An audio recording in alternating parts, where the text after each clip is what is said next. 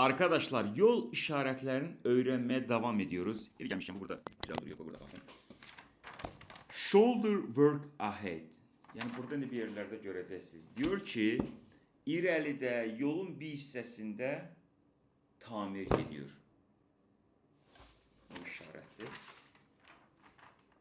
Shoulder work ahead. Yani kenarda bir yerde irəlidə zaman göreceksiniz. Tamir ediyor.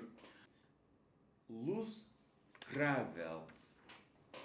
Bu ne deməkdir? Loose gravel o deməkdir ki, çıngıllı, bərkidilməmiş çıngıllar var. Yəni oraya gidersinizsə arabanız da belə bata bilir yəni.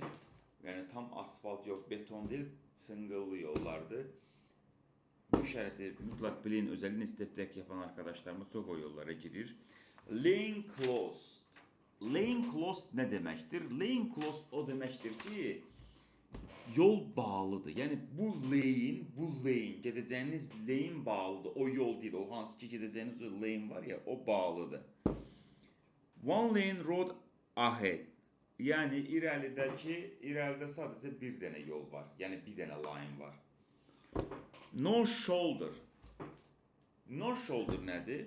Arkadaşlar, ömür cinsi durumlarda ya arabanızda bir problem olduqda tırları verip saklayabileceğiniz yer yoktu. Ona diyorlar no shoulder. Yani siz irəlide bir şey olursa sağa verip durdurabileceğiniz təhlükəsiz bir yer yoktu. Mutlaka dikkat edin. Ben de bunu yollarda çok görürüm. Road closed ahead. Yani ki irəlidəki yol yoktu. Yani o yola giremezsiniz artık. Orada yol yoktu. Road closed ahead.